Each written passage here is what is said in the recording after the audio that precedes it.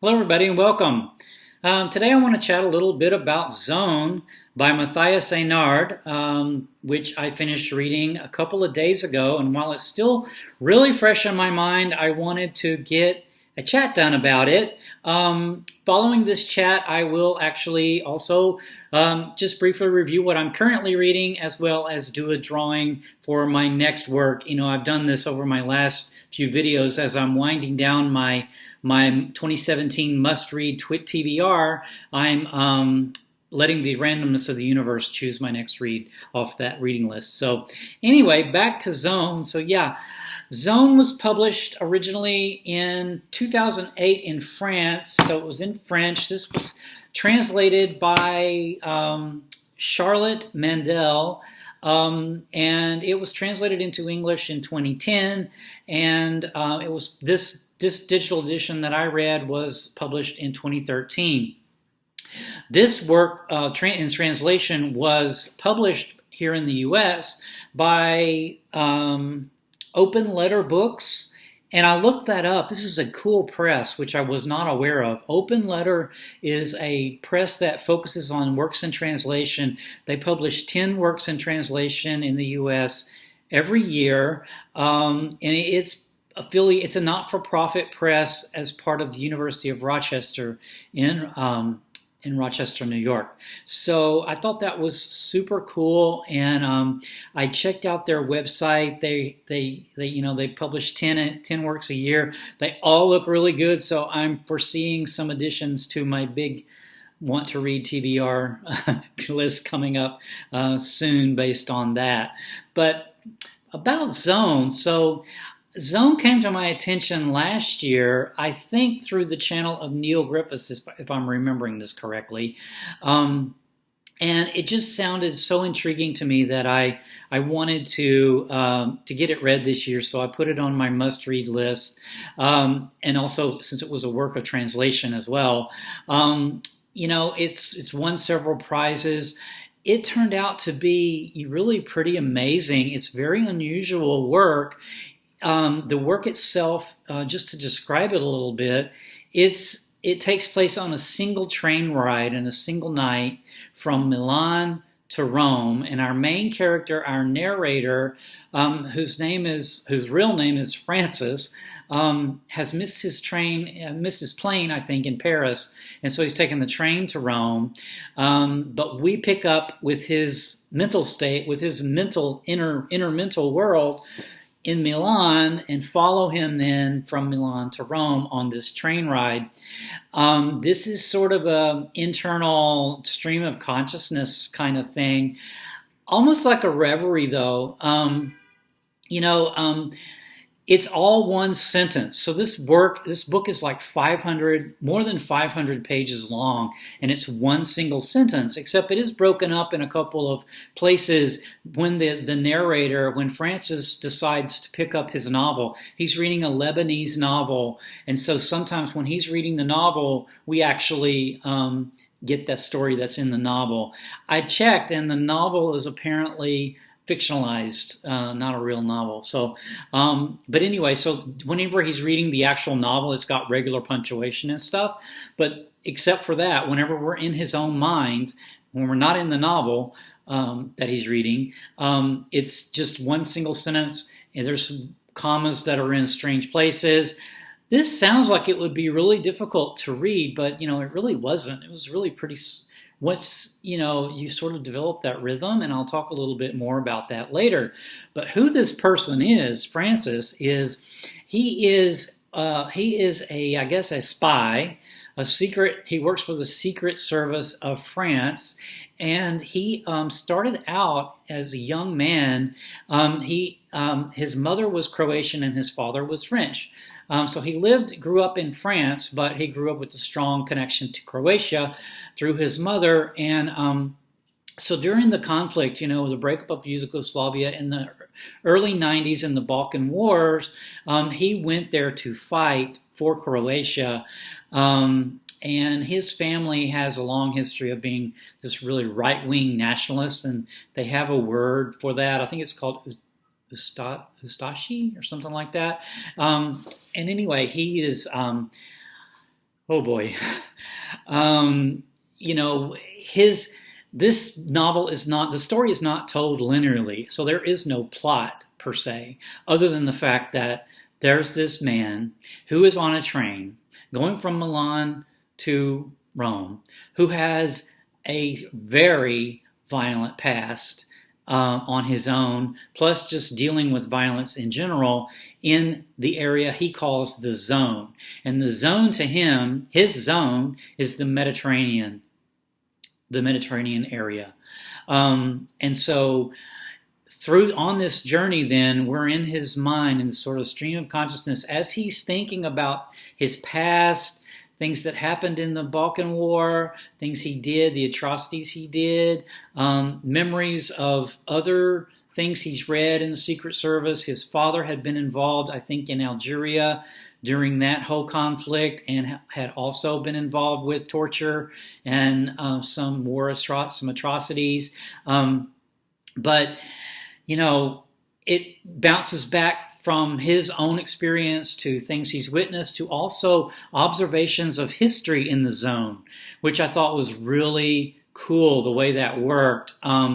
So it goes back even as far back as like the Battle of Lepanto and the battle, Actium, where Cleopatra and Mark Antony, lost the sea battle of Actium. So this whole flare, or you get this whole feel really of the whole Mediterranean march of time and just the waves of time and the different waves of violence that have occurred. A lot of World War I stuff, World War II stuff, Holocaust as the Jews are deported from the various cities around in the region. He remembers this. He mentions a lot of historical figures as well as literary figures. So I read this electronically, so fortunately my dictionary and that was real handy to do, but I even still needed to Google sometimes. That really does add to it. So, if you do read this book and you're not familiar with someone, a reference, I strongly suggest that you take the time to go ahead and look it up, because it's really going to probably enrich your reading experience, or at least I feel that it enriched mine.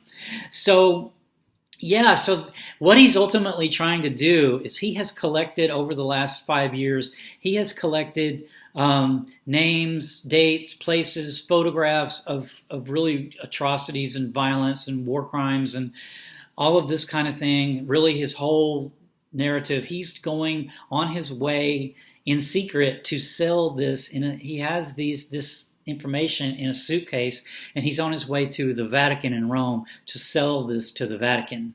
And then he hopes, I think, for a redemption. We get to know through his daydreams, through his reveries, that has had and lost a couple of loves of his life. He has a woman that he hopes he can still build a life with. So he's hoping that he can find some sort of redemption in this. And then I gather, maybe start a new life under an assumed name. So that's not really giving away any spoilers, because that has nothing to do with what's actually going on in the book, which, like I said, is not really plot driven. It's just a reverie, but somehow it all works and makes sense at the end and turns out to just be this beautiful, really beautiful experience, I thought. So a couple of takeaways from it. One thing I did want to read, I didn't mention about the divinity, because about divinity, so divinity is woven through the narrative throughout. A lot of Greek divinity and gods, the Greek gods intervening on either to push someone into violence or away from violence, or anyway, just shuffling them around and guiding them, and then also sometimes Christian saints. Snatching someone out of danger, so he uses this sort of imagery, this sort of religious imagery, in this whole mixed flux of this, this different waves of history going through the Mediterranean, as well as the present, and the waves of, the Jews and the Muslims and the Christians and the ancient Greeks and so it just all really works really well. But there's a quote I thought I might just read so that you could maybe get a flair for how the writing is. Like I said, there is no sentence, so this is just in the middle, but it says he mentions here the boulevard. When he's mentioning the boulevard, he's talking about the boulevard. This is where he works in a basement area in the Secret Service of France in Paris. So he's referring to that as the boulevard. So he says, "How naive I was. Of course the gods of the boulevard had planned a fate for me. They hadn't overlooked a thing about me. Quite the contrary. When the time came, they would make use of these defects or these qualities. With time and numbed by habit and state employment preoccupied with myself, I had forgotten that I was a pawn like any other in the quarrels of Zeus, Hera, Apollo, and Pallas Athena, a pawn used for carrying out an aim as obscure as the clouds amassed over inaccessible Mount Olympus." So that's sort of a taste, but it's beautiful. But yeah, about that, I was really happy that last year I read several works that I think really helped enrich this reading experience for me. One was Why Homer Matters by Adam Nicholson, which was a nonfiction work about the Iliad and Odyssey. Another one was The Song of Achilles and the Penelopiad. The Song of Achilles took place, it was a historical fiction that took place during the action of the Iliad, and the Penelopiad took place, it's a fictionalized account of some of Penelope's experience during the Odyssey. So having this recently in my mind, I found, a recent read sort of around the Iliad, I found that to be very, enriching. And then another book especially that kept coming to mind for me was a book called The Great Sea. So let me just pull up that cover for you so you can see it, by David Abulafia. I read this, I think I read this last year as well. I did a video chat on it, which I'll link down below. But this it's a history of the Mediterranean. So this came in real handy because it covered a lot of the same topics that he mentions in his histories as well. So that was really rich too. So, I think I'll just end with saying the character is not a nice person. He's participated in horrible war crimes, and yet somehow at the end of this novel, I found myself being able to recognize his humanity somehow. So that was magic. That was just writing magic to me, because there's nothing that I could see much redeeming about this person.